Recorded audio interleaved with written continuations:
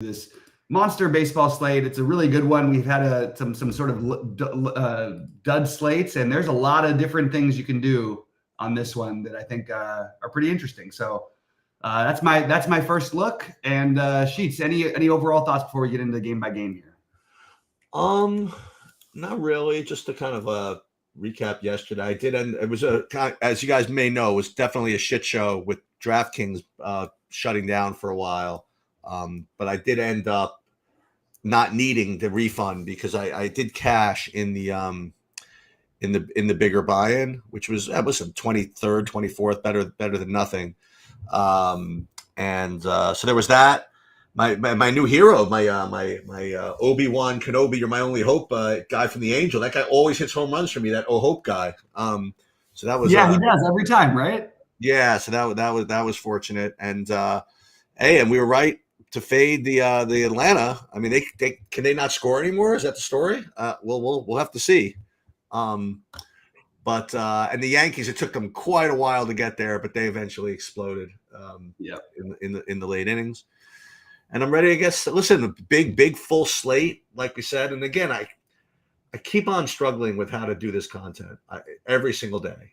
And what's that? What's bothering you about No. About how to handle this. Because I don't want people to think like who I like is who I'm playing. But then again, I want to show process too. So what we're going to do, we'll go game by game, and we're going to talk about who I like, or you like, and who we both like. And then in the end, we'll just run a Saberson build, and see what we do.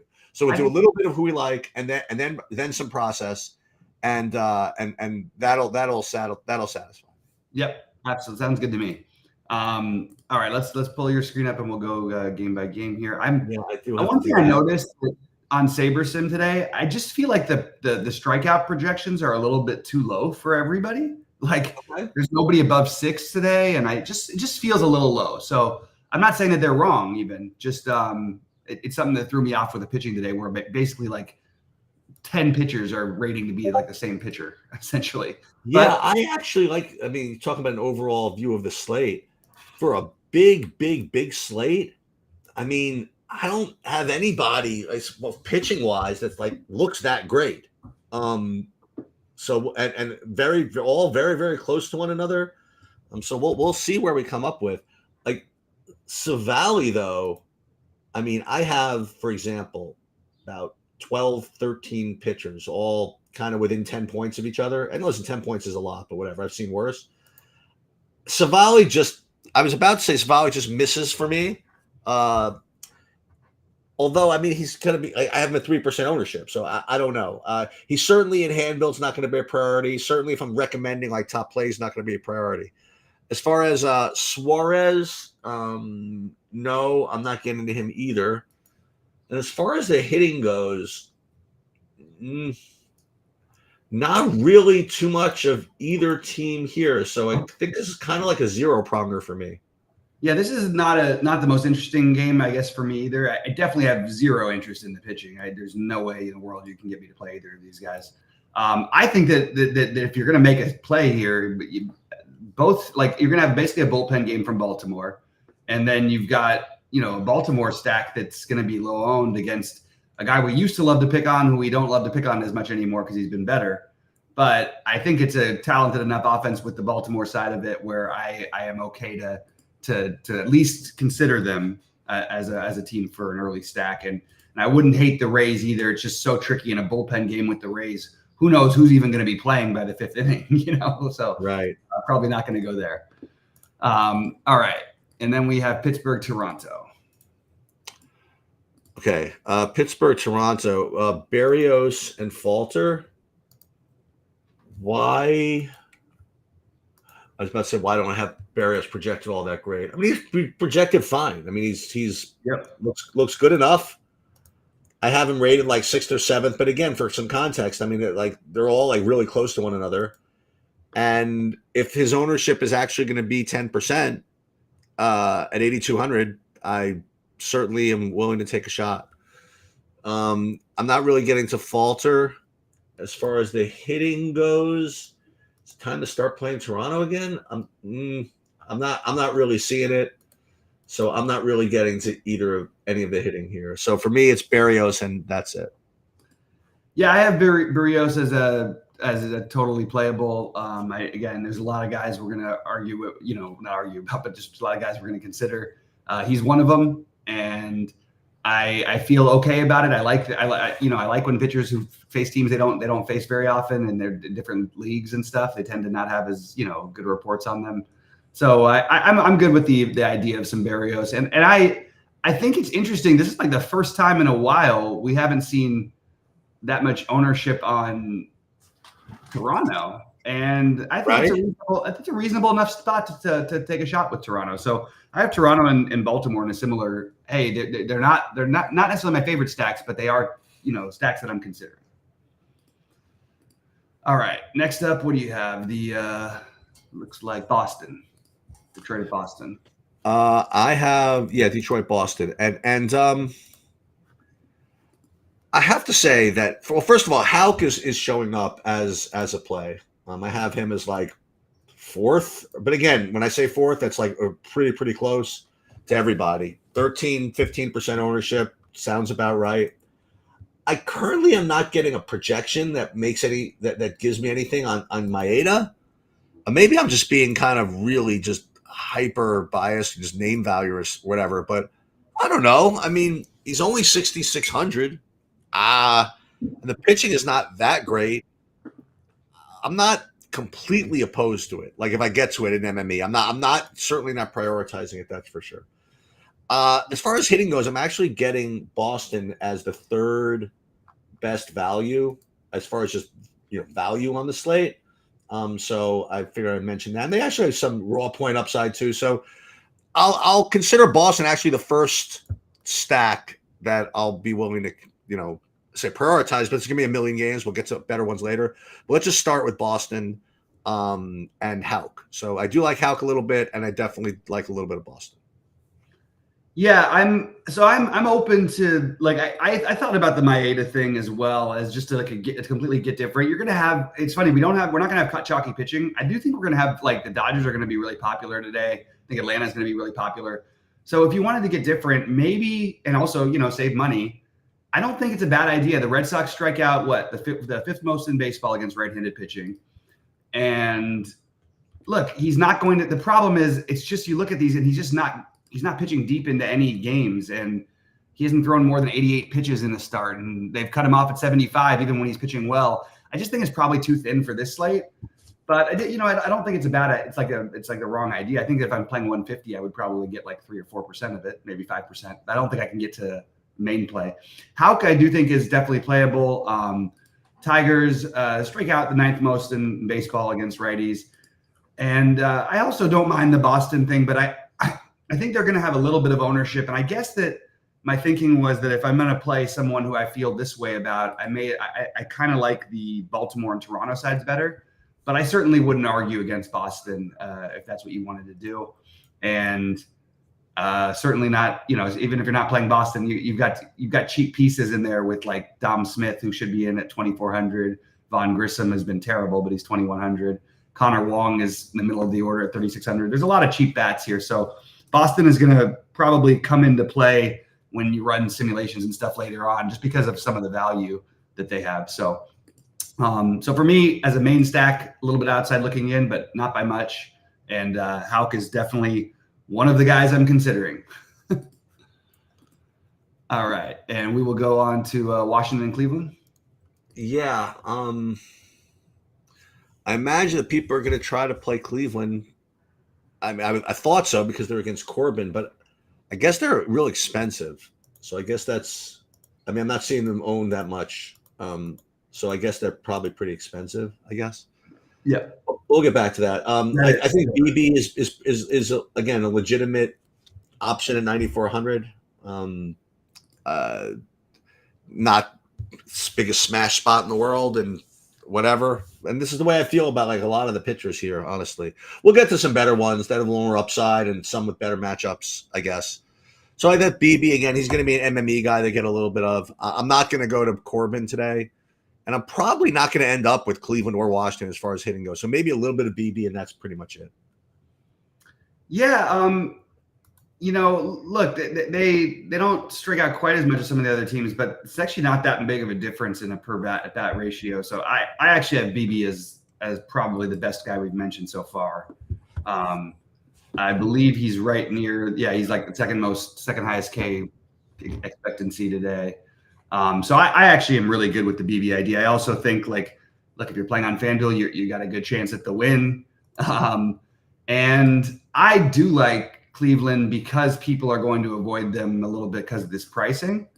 And I think that's a reasonable time to jump in. It's not like great hitting weather in Cleveland or anything. It's not like a great spot, but I think that it's worth enough to where I'm going to probably have Cleveland exposure.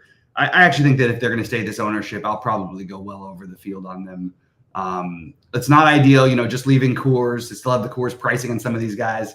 But I do like Cleveland, and I do currently have BB ahead of all the other guys we talked about so far. All right. Next up which is next up? I have Texas, Miami. Oh, Texas, Miami, yeah. All right. So for me, not getting to either of the pitchers here, and I currently have Miami as the top overall, just straight value. And it's interesting because again we used to just love just going against Arena, but I have to say it's only like one game this year that he's gotten beat up a little bit. You know what I mean? He's got 2 runs, 3 runs, 2 runs, 2 runs. That's not enough, So I have to see. I mean, it's a huge slate, and to just go super duper heavy on Miami just feels a little fishy. So, but they do rate to be top value, and we're going to see what Saberson does. I'm have this feeling that's what's going to end up happening. I haven't run a single lineup yet, but I'm just feeling that that's what they're going to do. But we'll see. Miami does rate to be top value. Texas, I have them rated pretty highly as well, both from a value perspective and just kind of a raw upside perspective. So I kind of like, well, I mean, I obviously like Texas as far as like their raw talent more than Miami. So I'm gonna consider both sides of this of the bats here, and neither of the pitchers. Yeah, I'm taking a quick look to see if the any chance the roof is open. It's closed. In Miami? Yeah. Okay. I'm just taking a look, just in case you want to figure those out. I really need Adam Hadwin right here. Okay, so Urena and Sixto, I'm not playing either of these guys. Sixto is he's only been pitching 4 innings a start, sort of a bullpenish situation. Texas is awesome, so I have no problem. Look, there's awesome hitters in their lineup, and they've heated up a little bit. I still feel like this game just is a little bit further behind than the other games. I'm not as getting to Miami as much on this slate, but I'm open to any of these things. I just personally am probably going to be off this game, with the exception of I might reconsider the Texas thing a little bit later, because I do like that offense. I have them. I guess they're in the same category as the Baltimore, Toronto, Boston for me. So not a major priority below Cleveland, but definitely in the mix. All right, Arizona and the Mets. Dude, this was awesome. So Gallen got taken out in the first inning, and the Mets still couldn't put anything together. But good enough to win the game. Frustrating too when you play. Francisco Lindor had 1,000 fantasy points. He was the entire offense. It was amazing. Yeah. It's stolen base, home run, 4 for 4. Yeah. Doesn't get better than that. All right. As far as the pitching and everything goes here, wow. I'm not getting, I don't think, to either of these guys too much. I probably should. Severino, I just have him rated kind of low. I don't know what else to say. Arizona, Montgomery, why do I have him rated so low? I mean, I don't. The Mets stink. You know what I mean? The Mets stink, and I have him at 2% owned. I don't know when I'm going to have to this plate. It's kind of ridiculous. Anyway, I'm not getting either of these pitchers. I am also not getting to either a hitting here, and I feel as though I should be doing something. But you gotta it's these pitchers, no, at these prices. I don't know. What do you think, Bobby? It's interesting because like Severino, it seems like the pricing, but if you just go through, like he's just not striking out people the same way that he used to anymore. Like it's bad. So could he have a plus game at 8K? Sure. Jordan Montgomery, I don't even consider on slates like this. So really? Okay. He just doesn't have any strikeout. I mean, his strikeouts are projected like lower than Maeda and those guys. Okay. Like, you know what I mean? I mean, I don't know. What is it, 4.4 for him? Like, yeah. Oh my God! When I click on the arrow, I have like 8 more games. You're right. Look how huge is the slate? It's a monster slate. Yeah. So I'm okay with just passing on all sides of this game as of right now. Severino would be the only one I would really consider probably by the end of the day, but nothing else for me in that game. Now we got the Atlanta game. Yeah. So you're gonna get Rolando Lopez at decent ownership and a decent projection, in part because obviously they're playing Oakland or whatever. I'm not saying I'm right, wrong, or indifferent, but I suggested after like one of these games, like in April, like this last game in April, the April 30th, that it was basically this whole thing was like a fraud and he just kind of stinks. I'm not saying I'm right, but I'm just saying that he's definitely not as good as how he started the season. And I think that I'm out on this one. That's gonna be my opinion. I have other guys to choose from that I'm a little more confident that these numbers are real. So I'm probably out on the Lopez thing. JP Sears, no thanks. Against Atlanta, and I don't know why I'm afraid of Atlanta, but still not doing it. I do actually have Atlanta as one, unfortunately, as one of my 3 top stacks. One of them was Texas, if I wasn't stressed enough, and we'll get to the other one later. But I have Atlanta as a very, very strong option this week, today. And again, they haven't scored anything in like a while, but I've gotten to JP Sears before, and Atlanta still has guys somewhere that can hit, I guess. So I do like Atlanta here, and I'll probably end up being under on Lopez. Yeah, it's true. Atlanta has not been scoring the same lately, and they do not have Ronald Acuna. And just because I'm just curious where the ownership ends up, because I love playing Atlanta at home in general. Lefties, righties, doesn't matter to me that much. And I also am on record by saying that I don't think JP Sears is nearly as bad as he gets treated and his project. And I feel like every time I look at that projected opposing team's run line, it looks maybe a little bit higher than I thought it would be, but he hasn't been great lately. He had some really good starts earlier in the year. So I do have Atlanta as one of them right now, just because I think that's still a very, elite level offense, even though they've struggled lately. It is 80 degrees in Atlanta too, but there's a 6 mile an hour wind blowing in from left center, just for what it's worth. Lopez, I feel stuck to know what to do. I thought when he was like 10-2 and stuff, I was like, this is ridiculous. But I mean, honestly, like just the raw numbers, you'd think he was like the best pitcher in baseball still, even with the, that's the thing that you don't want to play it. That makes you not want to play him is like, here he is going 4 2/3, throwing 70 pitches, only giving up 2 runs, and you pulling him out of the game. I don't know. That doesn't make me feel comfortable. So I don't feel particularly comfortable with the Lopez idea as well, but I do have him on my list as a guy I'm definitely still considering because of Oakland, basically. And if you're going to take a different stand on something, maybe getting a little bit, again, I wouldn't go for the full stack, but cheap pieces in Oakland. You never know how they shake up their lineup. Every now and then you get like a 20 some odd hundred guy batting in the middle of the order. So I don't mind a little bit of getting to Oakland as like maybe a value complementary stack or something like a 3-man, but not a priority for me in any way in that game either. And I'm okay with just sort of making this bigger slate small, because there's a lot of things that there's a lot to like here, a lot to not like, and there's just a lot of games. So I'm trying to make it small as we go. Matt Olson, I just want to make a couple of comments. First of all, here's kind of like a rhetorical question I have. Like he played for Oakland for six years, and his last year was 2021. Do you think that there is anybody on Oakland right now that was there when he played in 2021? And that's only 3 years ago. Yeah, it's a good question. I would bet there's 1 or 2, but I can't think off the top of my head who they would be. Yeah. And I don't know. You think of what happens to franchises like this, like Oakland, when they literally like dump their whole team, Interesting.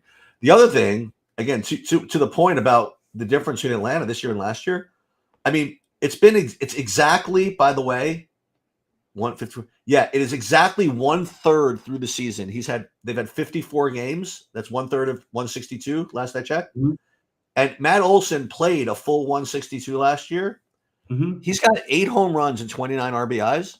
Yeah, For those that forgot, he had 54 home runs and 139 RBIs with a 604 slugging percentage. yeah, And 104 walks, by the way. yeah. That part hasn't changed. He's only got 23 walks too. But Oh, really? I didn't realize he only had 23. This is like kind of like historic like regression, I guess. I don't know how to describe this. It's wild. I mean, you could ask most people, he'd be considered maybe the unluckiest player in baseball so far this year. His hard hit rate is very, very close to what it was. It's a little lower, but not much different. And sometimes it just happens. You know what I mean? You go through a little bit of a slump thing, but I hear you. I hear you. And anyway, he will be the lowest owned piece he'll be the low owned piece because he's a lefty today. Yep. For what it's worth. Minnesota, Houston. So next, the other guys who may or may not be frauds. I don't know. So you have Blanco here for Houston against Minnesota. Am I getting to this? Hold on a minute. I gotta have something. Must gotta be one. I have like Ronel Blanco with like a hopelessly terrible projection.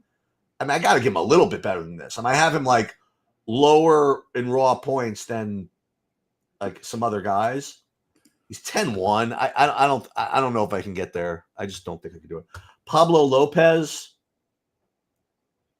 9,000. Oh boy. Just another one of these guys that just this is what the slate is, man. It's crazy, huh? Yeah, but this is against Houston. I just don't think I need to deal with this. So I'm probably going to end up making the excuse that to just probably avoid the whole game. I don't know. You have either of these if anything, would probably be the pitchers, right? Any of this a priority for you? No.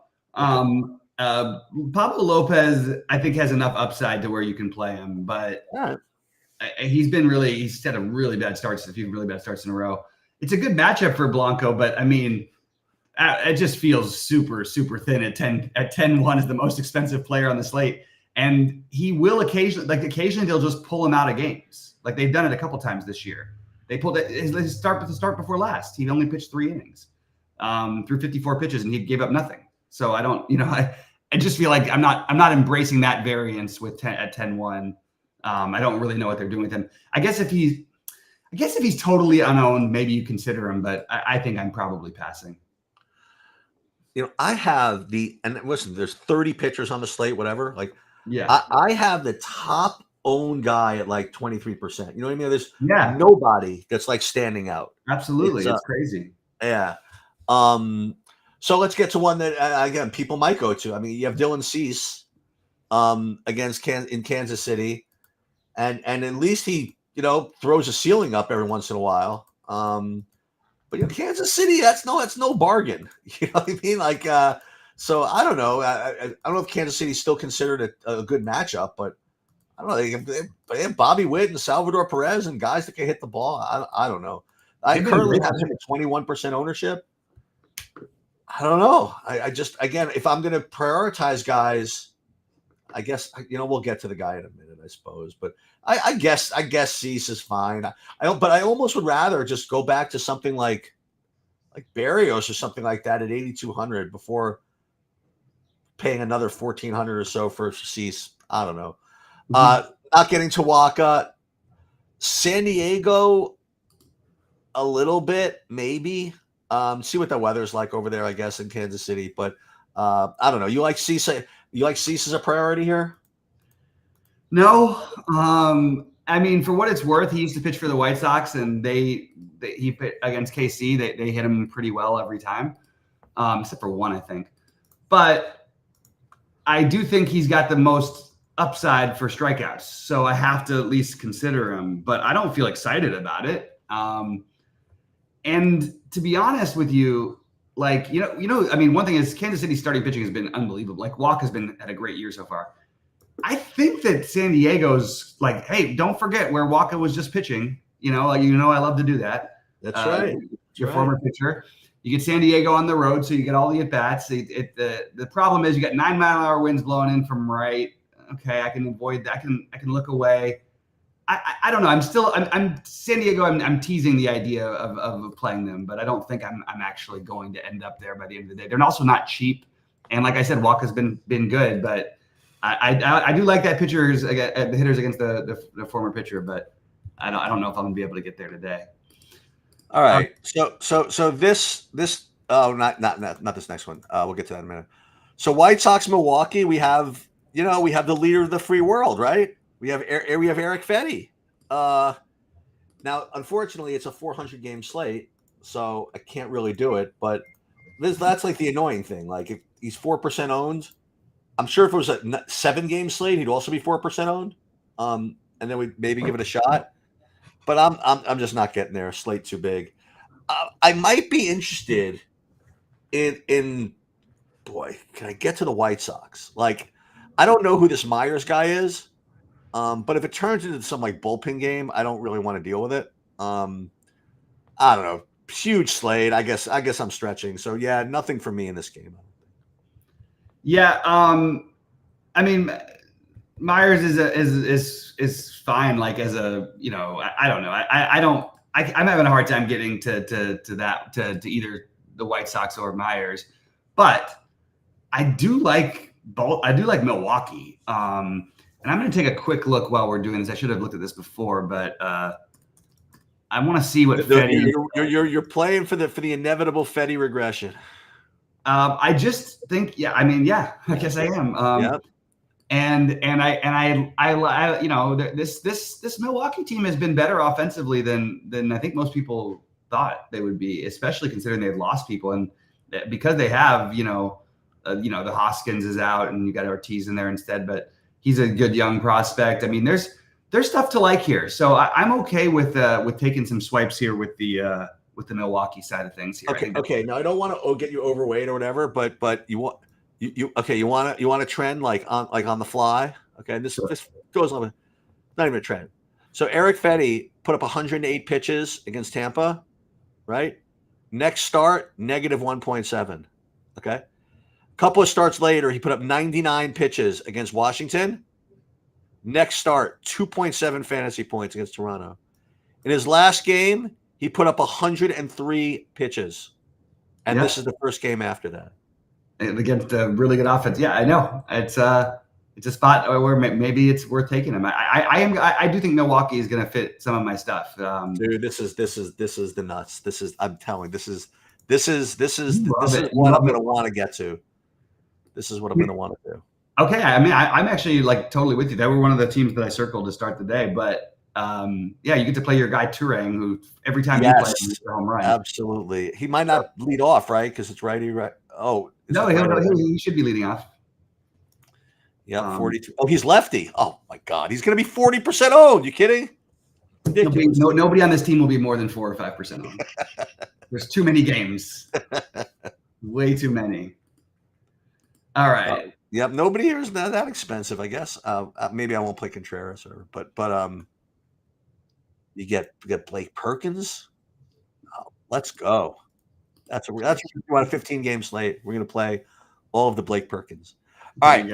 All right. So this is just got to be where the chalk is. I think on both sides of the diamonds. You have the Dodgers, who first of all are showing up as top both value and raw points when you factor everything else in, and you have Walker Buehler, who, we talked about some pitchers who, listen, every pitcher's got some fleas. You can't like make a perfect case for anybody.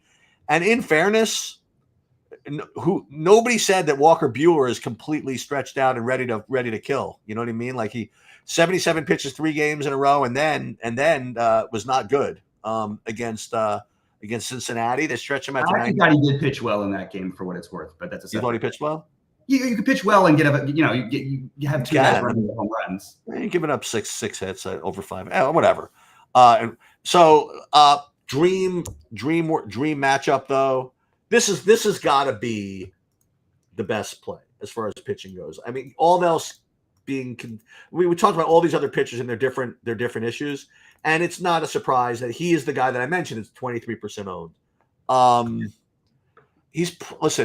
First, this is not what you need to prioritize on a 15-game slate, but he's a pretty big size favorite to get the win bonus, which helps. And he's certainly inexpensive enough. So I guess in cash, if I were the type to play cash, which I'm not, I guess this would be the guy I would go to. Yeah, I think that's the right call there.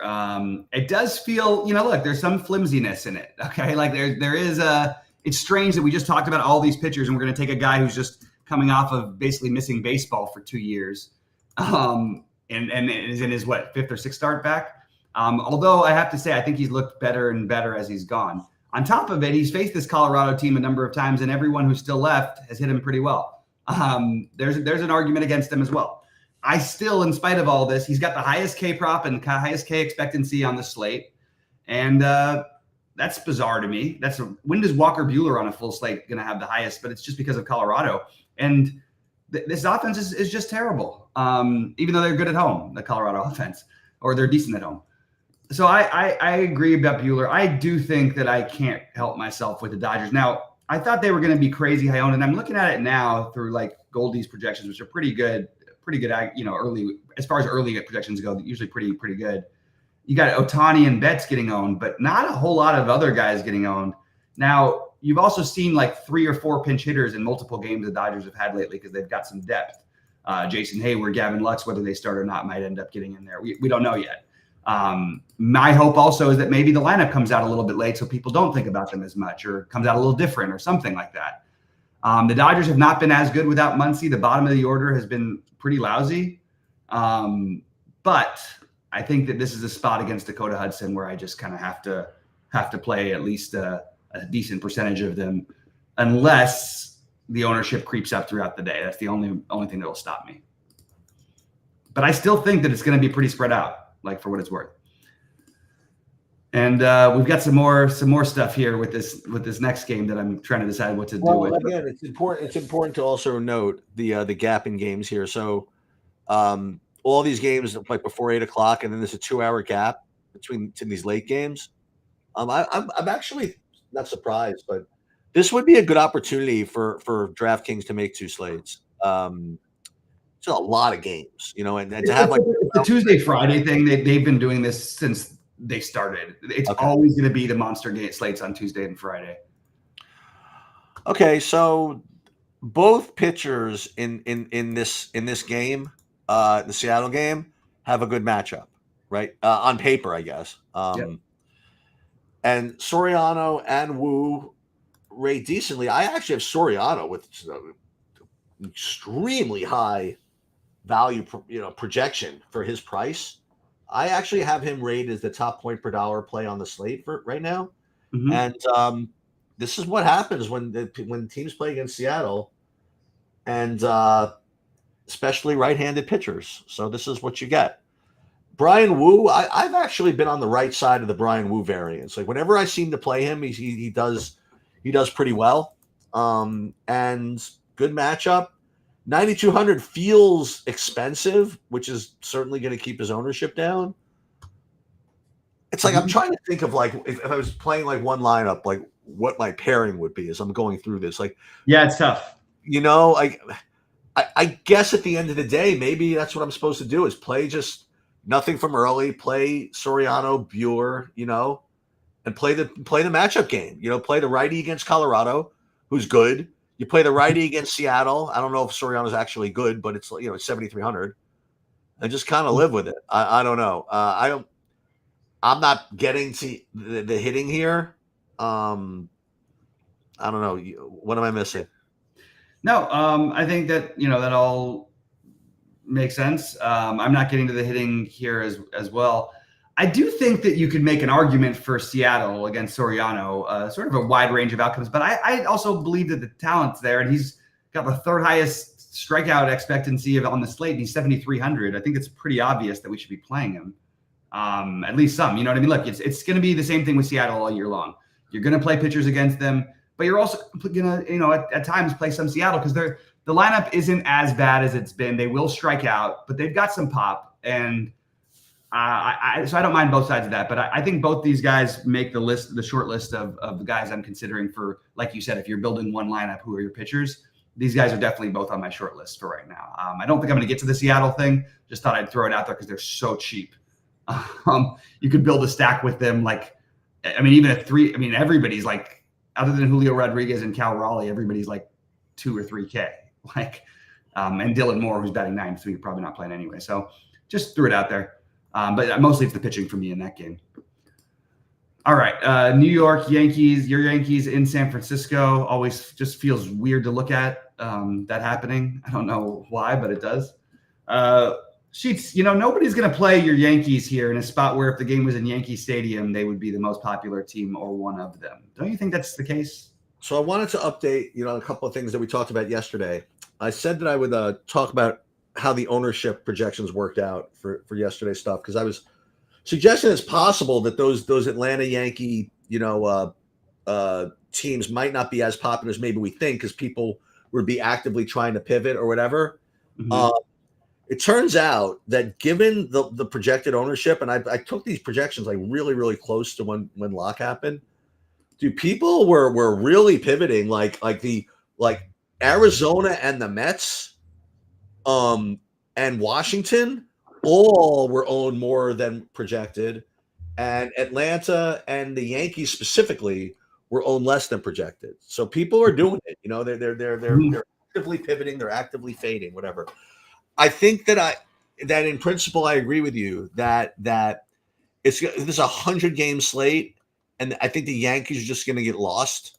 It's hard for the Yankees to get lost, but they're not projecting well at all, you can get them really low owned. I worry though, based on what you just said about, it's weird to have the Yankees playing in San Francisco because they very rarely do. Mm-hmm. I just worry that you're going to get the stubborn, spiteful San Francisco treatment with the Yankees coming in, where they use 74 pitchers, and then just do whatever it takes to not let you smash. So that's what I worry about. But aside from that, sure. As far as Stroman goes, just lacks a little bit of the upside I need for a slate like this. So if I get to some of them, I will, but not a priority. Yeah, that's sort of I kind of sort of agree with that about Stroman.